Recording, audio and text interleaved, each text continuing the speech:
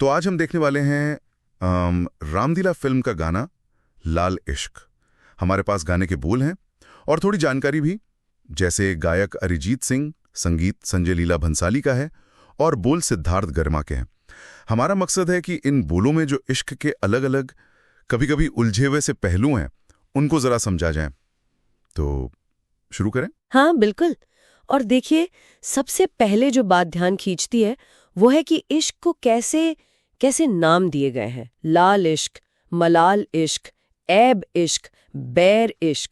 हाँ। ये शुरू में ही बता देता है कि भाई ये कोई सीधी सादी प्यारी सी फीलिंग नहीं है बस। इसमें पैशन है, लाल। तो अफसोस भी है, मलाल। कमी या बुराई, ऐब। और दुश्मनी तक, बैर। तो मतलब इश्क की एक बहुत ही कॉम्प्लेक्स, एक विरोधाभासी तस्वीर शुरुआत में ही रख दी है। कमाल है। तो मतलब एक ही वक्त में इतनी अलग अलग भावनाएं, प्यार भी, नफरत भी, या शायद अफसोस भी, और इसी उलझन से जुड़ा है वो बदलाव जो इश्क लाता है ना? बिल्कुल। एक लाइन है जो मुझे हमेशा रोक लेती है, तुझ संग बैर लगाया ऐसा, रहा न मैं फिर अपने जैसा। ये सिर्फ बाहरी बदलाव तो नहीं आखता। नहीं। ये तो जैसे इंसान अंदर से बदल गया हो, जैसे इश्क ने उसे खुद का ही दुश्मन बना दिया हो या खुद से अलग कर दिया हो, ऐसा कुछ। हाँ, बहुत गहरा पॉइंट है ये। इश्क का ये जो बदलने वाला असर है ना, वो सिर्फ वो बर्ताव तक नहीं रहता, ये तो पहचान को ही हिला देता है। पहचान को? हाँ, जैसे गाने में आगे आता है, मेरा नाम इश्क, तेरा नाम इश्क। अब ये सिर्फ एक रोमांटिक लाइन नहीं है, ये तो जैसे अस्तित्व का सवाल बन गया। अच्छा। कि भाई इश्क ही आपकी पूरी आइडेंटिटी है, आपका अपना नाम, आपकी शख्सियत, वो सब जैसे पीछे छूट गए। अब ये ताकत है या खुद का खो जाना, ये गाना सोचने पर मजबूर करता है। और जाहिर है, और अगर पहचान ही इश्क बन जाए तो अंदर एक कश्मकश तो चलती ही होगी।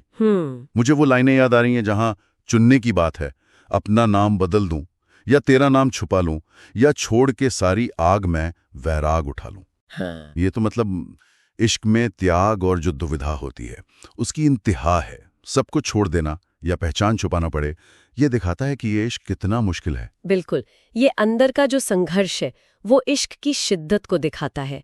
और ये शिद्दत सिर्फ अंदर नहीं है, ये बाहर की दुनिया को, यहाँ तक कि आप कह लीजिए प्रकृति को भी चैलेंज करना चाहती है। अच्छा, कैसे? जैसे वो लाइनें हैं, ये काली रात जकड़ लूं, ये ठंडा चांद पकड़ लूं, दिन रात के बैरी भेद का रुख मोड़ के मैं रख दूं। अरे वाह! यहाँ इश्क में इतनी ताकत दिखाई है कि वो टाइम और नेचर के नियमों को भी बदलना चाहता है। एक तरह से ये बेबसी भी है और जुनून की हद भी है, जो नामुमकिन को करने का जज्बा है। वाह! इश्क सिर्फ दिल का मामला नहीं है, तो कायनात से टकराने का हौसला भी बन जाता है। और ये जो बार बार आता है ना, लाल इश्क, मलाल इश्क, ऐब इश्क, बैर इश्क, वो टेक। हाँ, वो टेक, ये सिर्फ रिपीट नहीं हो रहा लगता, ये हर बार उन विरोधाभासों को और गहरा करता है ना? जैसे याद दिला रहा हो कि देखो, इस इश्क में ये सब है, जुनून भी, दर्द भी, कमी भी, दुश्मनी भी, सब साथ साथ। सही कहा आपने। ये दोहराव जो है वो हमें इश्क के इन अलग अलग पर एक साथ मौजूद रंगों को भूलने नहीं देता।